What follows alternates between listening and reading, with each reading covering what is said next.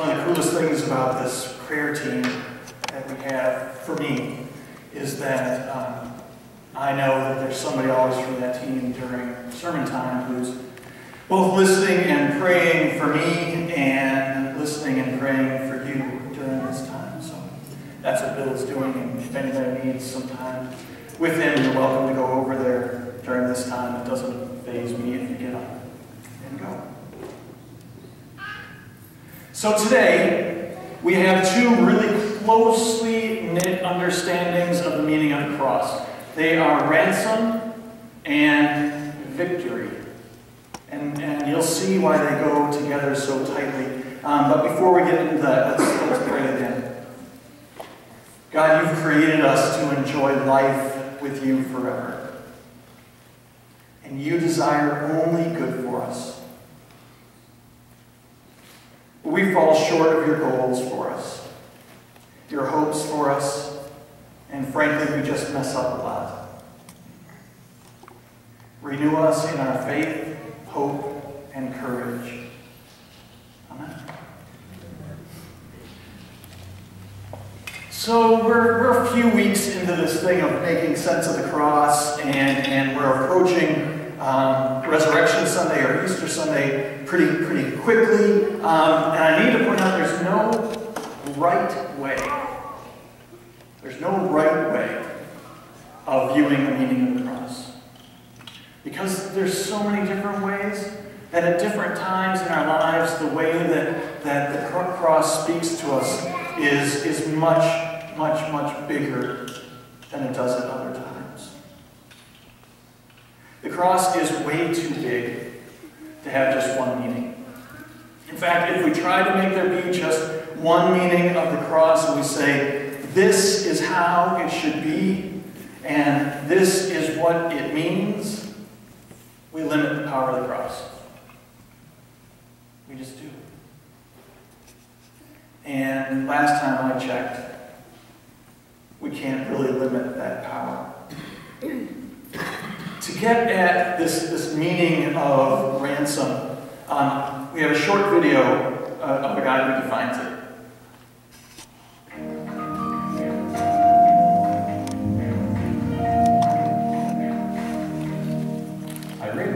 About a Russian cosmonaut, Vladimir Kamarov, who accepted an assignment to orbit the Earth in a space capsule in 1967. Many people knew the space capsule, Soyuz 1, was badly flawed and would certainly fail. But Kamarov flew anyway, because he knew that if he didn't, his good friend Yuri Gagarin would have to fly. Kamarov literally chose to die in Gagarin's place, and he did when Soyuz 1 crashed into the Earth at full speed. 1 Timothy 2:6 says that Jesus gave himself a ransom for all. He came to this earth knowing he would die for you and me, but he came anyway, willing to die in the place of his good friends, so that we might live eternally. Can you respond to that today by allowing Christ more fully into your life? I'm John Bradshaw, for it is written, let's live today by every word. There's a bit of history I never knew that first cosmonaut that went out and actually put himself forward knowing full well that was going to not make it, he was going to die. That's crazy. I mean, that's really, it's either crazy cool or it's crazy. Or you're really tight with your buddy. I don't know. And then obviously the link in with Jesus coming and dying on our behalf. So we have Jesus as this ransom. And for me, the best way to figure out ransom and what it means is that it typically has demands put on it. That to have a ransom means that there's some demands, which for me typically has to do with kidnapping. All right, so we hear kidnapping, we hear ransom, and if we hear kidnapping and we don't hear ransom, we know something's askew, right? And people are really bizarre. Kidnapping, at some very basic level, is all about control. Okay, so go with me on this. Kidnapping, at some level, is about control. it often has a deep-rooted sense of jealousy. It has a feeling that somebody has something that I don't have, but I want. And oftentimes when a kidnapper does their thing, it's in order to show somebody else that they don't have as much influence as they thought. Okay? Are we okay with this? I mean, that was a lot of words to get them kidnapped. So this perpetrator takes something and then makes these demands for this ransom to get something that they lost or to get something that they want back. And so in the case of what we're talking about, it's Satan, who's personified as this kidnapper, and he wants to show God's limited influence. Okay? This is where things start to get a little not quite sure. So we have this perpetrator who we're going to personify as Satan. Is going to try to show that God has limited influence. And maybe there's some kind of ransom note. This maybe is what it looks like. God, I have your creation. Humans, animals, the ecosystem, all I want is your son. Sincerely, Satan.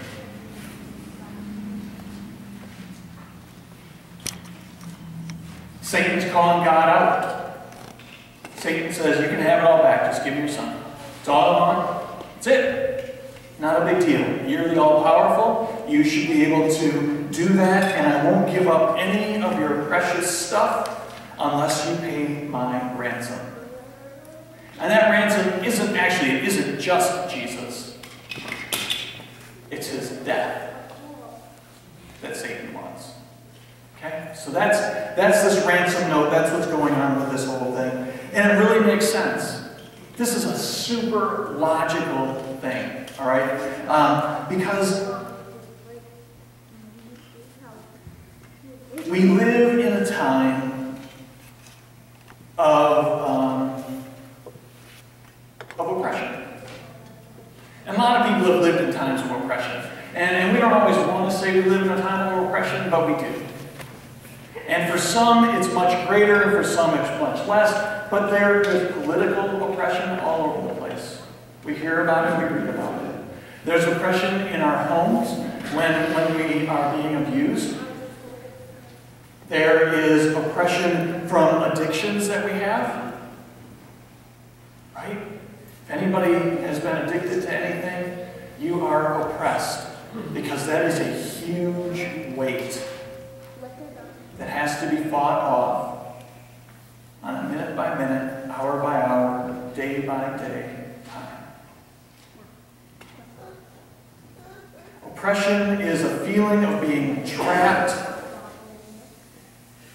in whatever situation we're trapped in. Oppression is a job loss. See, we don't always put these things under oppression, but they're there. And so, for people who are under oppression, this image of ransom and victory in Jesus taking on our situation, it makes a beautiful sense that they have this perceived death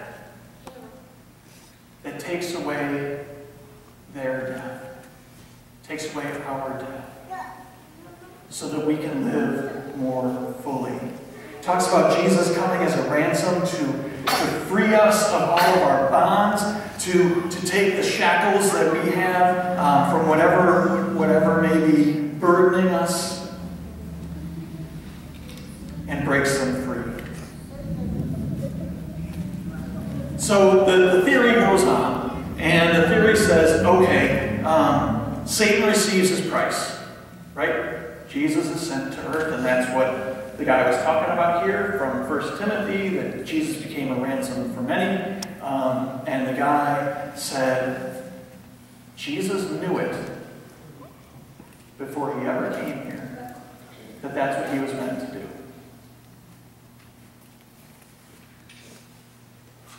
That's what he said. I say different things, but we're going to go with what he said. All right? We're just going to go there because that's just what we're going to do. And Satan, once he has Jesus, believes that he is holding on to Jesus and then has God in his vice grip. A vice grip that cannot be broken. By any amount of strength, it can't be broken. Satan believes that he has the upper hand, and he holds all the cards.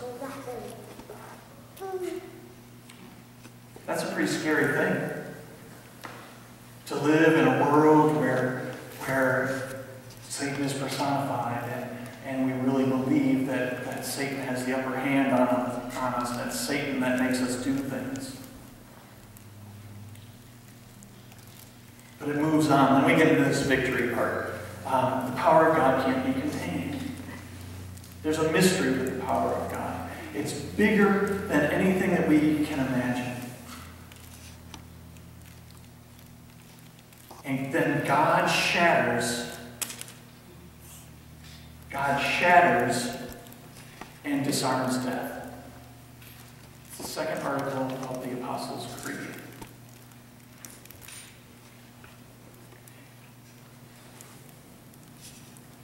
Jesus descended into hell, or the dead, and on the third day he rose again. That's the second article, piece of it.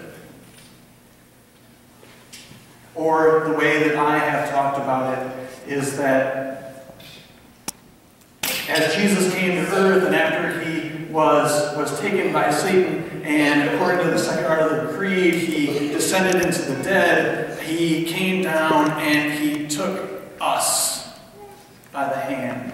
And he looked Satan in the eye and said, "You can't have her. You can't have him. They are mine." And then takes us with him. So we have Jesus not only the ransom for God, but this victory for God. And he takes on this defeating nature of God and how God is going to defeat Satan both now and in the long term.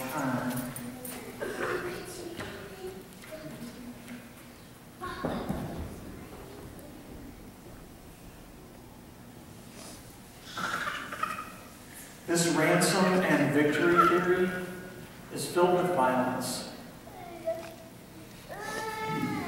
Violence on a perpetrator, and violence from God and from Christ. How else do we break bonds without violence? That's one of the flaws that I find personally in this one. I have a hard time with the God of violence.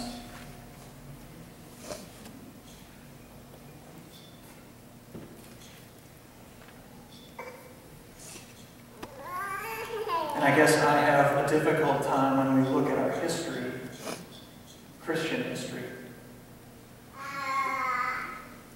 of the cross's victory. I'm easier with it now. But if we go back to the Crusades, why did we put a cross on our shields and a cross on our flags? But to ride triumphantly into unknown lands and destroy people in the name of Christ. Way too big of a burden for me to carry.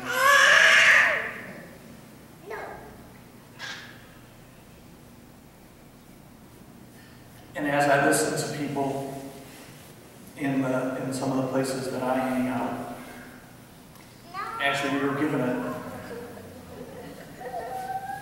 total side note. All right, this is surprise, surprise. I'm on my last page, and I don't know what that is. Oh, I'm way good. I'm so good. All right, that's good. At our last council meeting, we were studying this book, and Lois was leading the chapter, and Lois said, all right, so here's the deal. You need to go, and at the end of the chapter gave us this opportunity, right? And it said, go out and meet with somebody you wouldn't normally meet with and just have a conversation, something like that, right? All right. So I decided I was going to do it. At first I was going to be like, I can pass that one by Lois, I can do that. But I did it. It was somebody different. I don't know about uncomfortable, but it was different for sure. And so I started having this conversation with him, and I started the conversation because of tattoos, and he had some stuff on there. It was easy to get into that conversation. And then we moved somehow into religion. I don't know how, but we did. And he talked about, I just don't get it. How Christians can go and hurt all these people. I don't get it. So I don't go. I believe in God. Actually, I believe in Jesus, but I can't go to a place that promotes violence.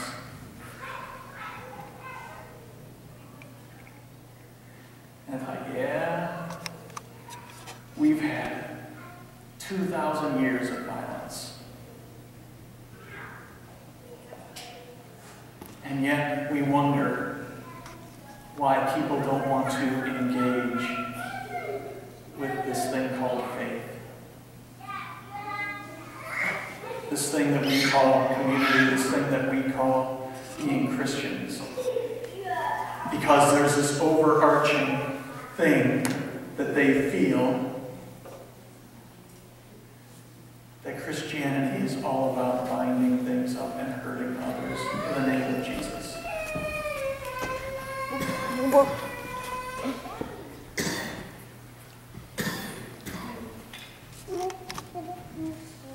And I left understanding some things and not understanding a whole lot more.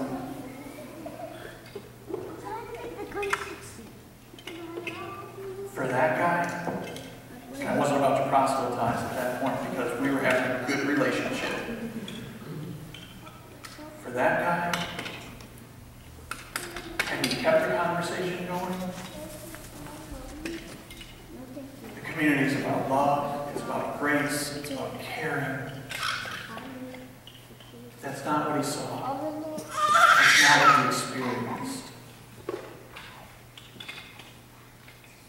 So like I said, there are times in my life, probably in your life, where having a Jesus of victory that will go and speak on our behalf will challenge all the demons in our lives and take us by the hand out of that darkness. I'm good for that once in a while. Because I need somebody a whole lot stronger than me. But I need a God of love even more.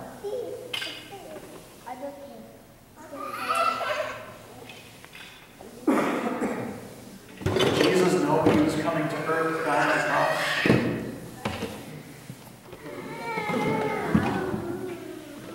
I don't think so. I think when Jesus was born and started his ministry, he was ready to shake up a system that was bound to ransom and to victory, and talk about love and care for everybody on the fringes. And it was that ministry of love and care that upset the system so much that it landed him on the cross.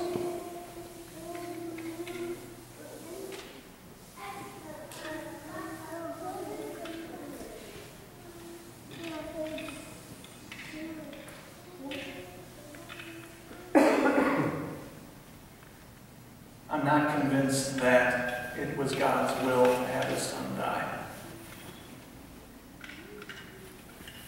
Can't go there. Any of us who have kids, I don't think that's what we would want for our daughters or our sons to die.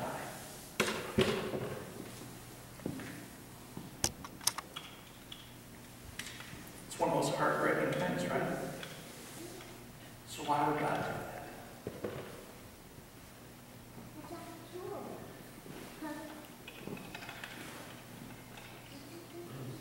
And so over years and situations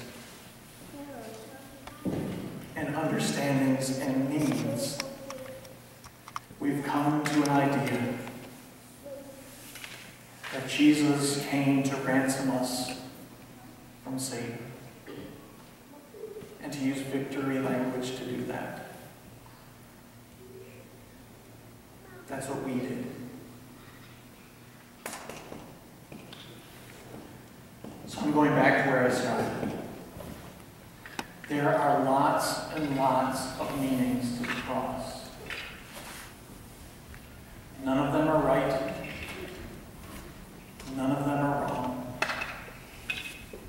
They have a time and a place for each of our hearts, for each of our needs. And denying that denies the enormity of this cross and this God and this Jesus.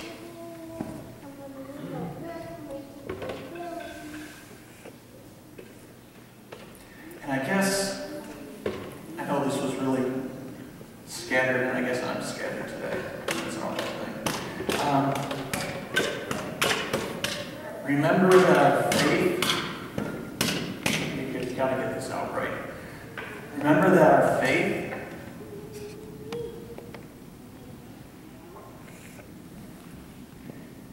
is not in the cross. Our faith is not in the cross. Our faith is the one who was killed on the cross. And then in some amazing way was raised 3 days later. That one, that we still have opportunities to experience, that's the one where we put our faith in. Not the torture engine, the cross, but in the